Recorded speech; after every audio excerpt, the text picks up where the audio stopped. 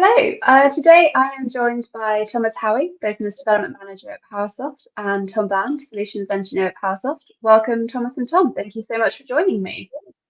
Hey, Thank hey. you. Pleasure to be here. First of all, could you both introduce yourselves and talk a bit about your role at Powersoft? Should we start with you, Thomas? Sure. Yeah. So my name's Thomas Howie. I'm the Business Development Manager for Powersoft. I'm located in the U.S. market. So my territory is the U.S., but also we work and collaborate very closely with headquarters, which is, of course, based in Italy. Fantastic. And Tom? Yeah, I'm a member of the Solutions Engineering team here at Powersoft, based in the UK. First feet on the ground in the UK. Yeah, I'm making myself known to our UK team and working with the global wider team, finding those interesting applications. Fantastic. It's so nice to see kind of the reach that Powersoft is having and sort of your global expansion. It's really exciting times for you. One of the kind of first things I sort of want to talk about is this idea of sort of immersive experiences. It's not a trend that I think is a particularly new one for anyone anymore, but it's still kind of gaining traction. And actually, I think it's something that theme parks have been doing for a really long time, is that idea of immersing their guests, having that suspension of disbelief. And we hear a lot about how important storytelling is, which, is obviously true. But I think technology does have a really important role to play. So I wondered if you could just talk a little bit about why technology is so important for theme parks with this immersion. Maybe Thomas, if you could kick things off. Well, I think, it's sort of a buzz term that you mentioned there is the suspension of disbelief. And of course, this is, what we're striving for. This is the immersive nature of these projects, of these experiences. And more people are expecting this type of approach, maybe more fulfilling, more enriching, a more exciting, engaging, immersive experience. So the market's calling for it, not just in themed entertainment, because as we know, the lines are getting blurred between what would be considered themed entertainment and maybe what is considered live venues in that sense. And we're seeing this in the sports world. We're seeing this in the museum spaces, of course, as well as themed entertainment. So I think collectively, the new innovative technology that's driving this capability technically is calling and rising the bar for more and more immersive technology and experiences and new approaches to meet that goal. Absolutely. It's a really exciting time, isn't it? As you say, how this technology is expanding across all of the sectors. It is indeed. In fact, I was reading a report just last evening about some of the shift in technology and how it's applying to revenue based on ticket sales and a certain amount of allocation that is being sort of directed towards the more immersive experience. So tiered pricing based on access to what would be an immersive technology. And that is very much in the focus in today's marketplace. And of course, as well, I suppose, as there are more immersive experiences, there's more competition for, all of the different sectors to have guests coming to their particular experience and to their venue. And so people have to constantly be on top of the latest technology, the latest trends, so that people are spending their hard-earned money with them and not with a competitor. Absolutely. So Tom, how can technology and I guess particularly audio from Powersoft, how can that sort of help with this? Well, we've got an interesting world going on in immersive tech because it's not all about amplifiers as well when you start looking at Powersoft. We're interested in making things move, be they loudspeakers or things attached to the bottom of chairs or stuff like that. So you might come across the mover and haptic integration and actually trying to excite all of the feelings to properly help with this immersion of telling the story, I guess. And you're seeing that become more common. It needs this extra thing. If you rewind back to the 90s, things like 4D cinemas were a big deal. We take 4D cinema and we just change it to an immersive venue. You get kind of the same concept. So it's a concept that's been around for a while, but the technology is getting better now and more within reach of more people and more reliable. It's no longer, just done on a shoestring budget and it's cool. It's done with proper stuff in a proper way, and is highly reliable. So that large venues, like that large venue out in Vegas, Thomas, that you know very, very well, they can implement it and it can run day in, day out with no problem. Which is so important, isn't it? Because that's the last thing visitors want, is to be in a queue for something and it breaks down, or to be preparing to go into a concert and something starts working and they don't get the experience that they want. Absolutely. It doesn't matter how good the thing is. If it doesn't work when it needs to work, there's no point having it. Yeah. And so for theme parks in particular, how important, Tom, is sort of onboard audio? So onboard audio is really coming forwards. I'm seeing more of it. I'm interested in theme parks. I love theme parks. I've been involved in theme parks for years.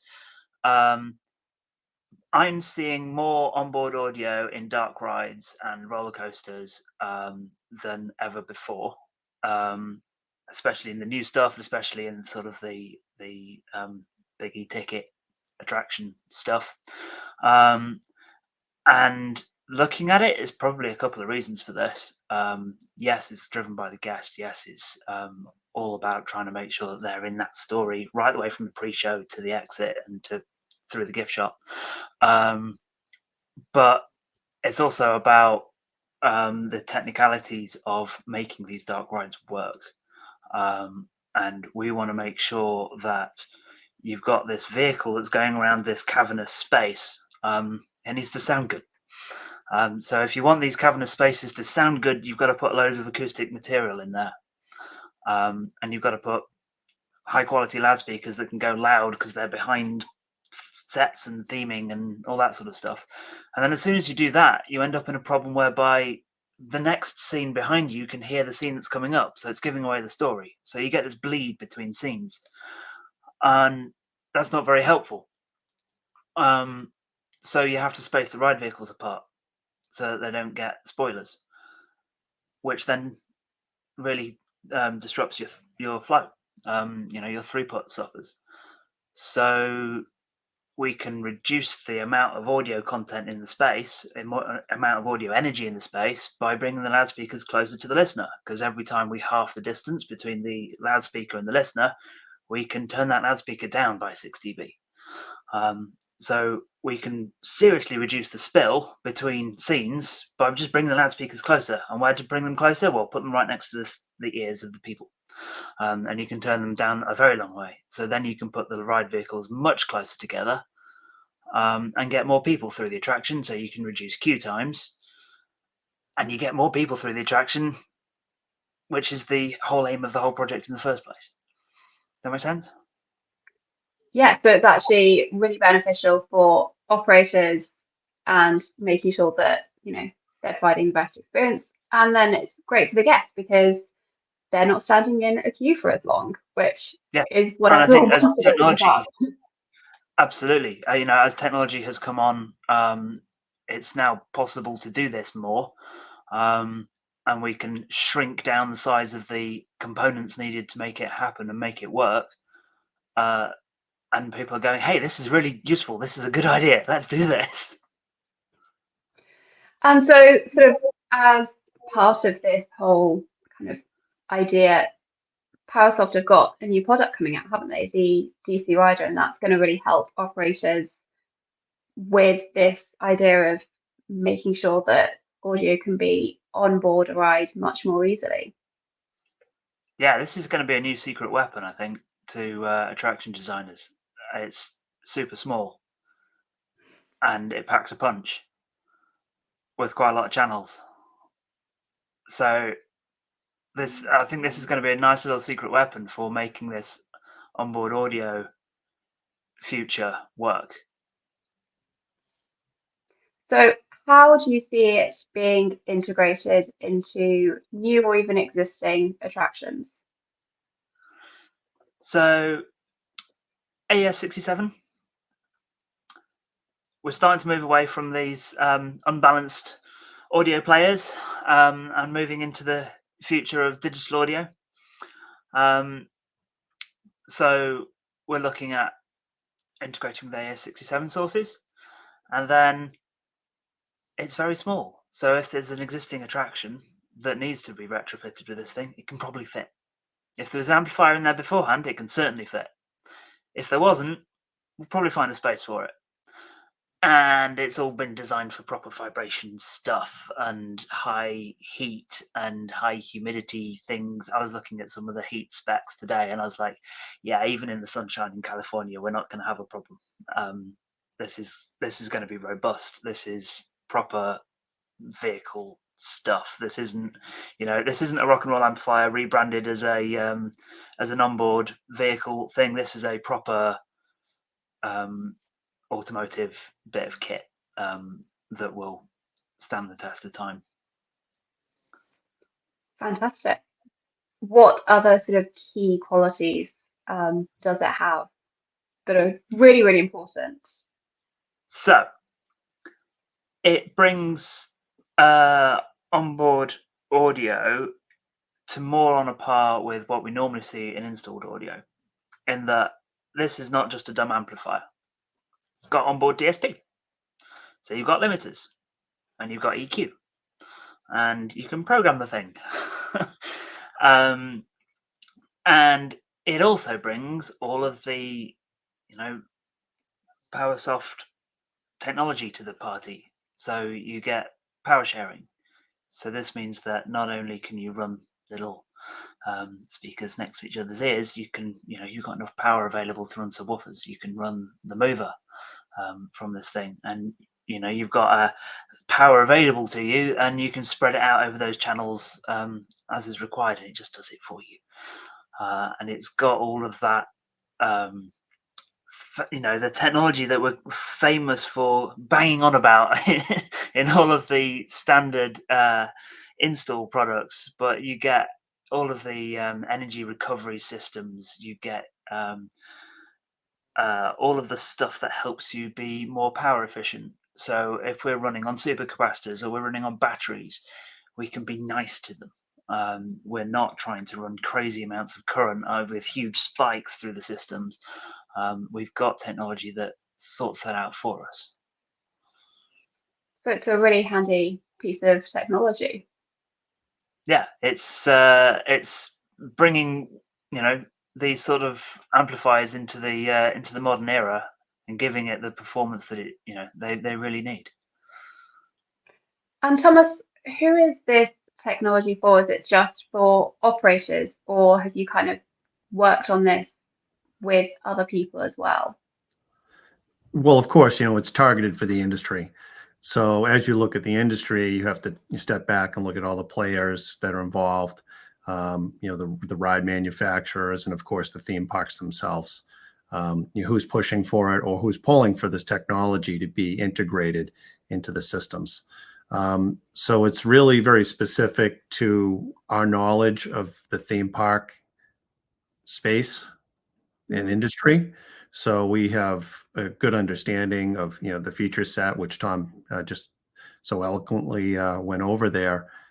We've really checked all the boxes, knowing what we know, what this needs to be, so we can cater to and position it to the theme parks as well as the ride manufacturers, and of course, the consultants that are looking to specify this technology in tandem with these partners as well. It's so important, I think, isn't it, that you sort of have created this in mind of it being useful not just for operators looking for it, but also, people who are actually creating those rides themselves. They are ultimately going to play a large part in putting this technology into the attractions. So it's good to look at the industry quite holistically, isn't it? Of course, absolutely. And you can see that innovation, as we talked about earlier, and that competitive nature that you alluded to. It's not just the theme parks themselves, it's the ride vehicles themselves, the manufacturers. So, the bar has been raised. So everyone's looking to be more efficient, be more immersive, and, check all these points. So we really have to consider all the different players in the industry. Absolutely. That point about everybody in the industry, if we make the best amplifier in the world that does the most awesome immersive things, but actually you can't put it inside a ride vehicle, nobody's going to buy it. So it's been really important to think about what is it that the ride manufacturers care about. They care about heat, they care about size, they care about weight. So this thing is like just over a kilo or something. It's super light, and it's super small. It's like 32 mil high. It's a tiny little box that hopefully they can hide away anywhere they possibly can. And it also means it's got to work for the engineers that are implementing it. So there's no point having one way of interfacing with it. So it's actually got two network connections on the back, and so you can either daisy chain these things. So if you were doing a really big roller coaster or whatever, you can daisy chain it down the roller coaster, or you can separate out your control and audio data signals into the two different ports if you're on a system that works like that. We've got to make sure that we flex to how people want to use it, rather than trying to force people to do it in exactly how we need it to be done. Yeah, that flexibility is really important because, as you say, that's then going to reach the widest possible group of people who can then take advantage of this technology. And I think as well, this is going to make a huge difference for visitors, isn't it, to these attractions? Their kind of experience on the rides, it's going to be massively increased if they've got technology like this on board their rides. Yeah. Yes, of course, absolutely. Adding the ability to have subs and the mover and normal loudspeakers, and also you can drive little tiny little haptic devices that can just do a little buzz on the back of your shoulder, that sort of stuff, all from the same amplifier. You don't need a bigger amplifier for your subs and then another amplifier for your loudspeakers and a specific tiny loudspeaker for all these little haptic things. It can all come from one place. And because we can do that, it means that then we can give those to the audience. So the audience can have a seat with all of these features, because it can all happen from this one component. Yeah. I think what's nice as well is they're not necessarily going to notice this technology. They're just going to notice what an amazing experience they're getting from it, which is what you want the technology to be, isn't it? It's the best technology. It's technology you don't spot. You put all this hard work into it. If you see a projection blend and you can see the projection blend, it spoils your attraction. You don't want to be able to see the technology. You want to be lost in that world. Absolutely. Well, this sounds like a really fantastic kind of piece of technology. I mean, it must have been a lot of hard work for everyone on the Powersoft team to sort of put this together. It's been a building process on lots of historic information, lots of the stuff that's been learned from the automotive industry and people that have been involved in that side of things as well. Fantastic. Well, Tom and Thomas, this has been great to hear more about everything that Powersoft is doing. I think you're really helping to kind of push the industry forward and really create fantastic new experiences for visitors. So yeah, the DC Rider, it is exciting and it is innovative. It's going to be great, and hopefully we see it changing the industry for the better. Indeed. I hope so. And Thomas, people can catch you at IAAPA, right? Yes, exactly. So, this is the moment where we will have DC Rider available. at IAPA, of course, so people are encouraged to engage and reach out. We're making appointments, and can't wait to share this with the industry. This will be the official launch. It's going to be a very busy week. It's going to be a very exciting week in Orlando. And yeah, everyone make sure you kind of go see Thomas, bombard him, ask him lots of technical questions. He's going to love that, I'm sure. Yes, indeed. It's all encouraged. We're excited Absolutely. to present this technology for sure. It's a big moment. Yeah, it's exciting times for the industry. So Thomas and Tom, thank you so much for taking the time to speak with me today. And I'm excited to see this in action. Thank you, Alice. Thanks for having Appreciate us. the time. Thanks so much.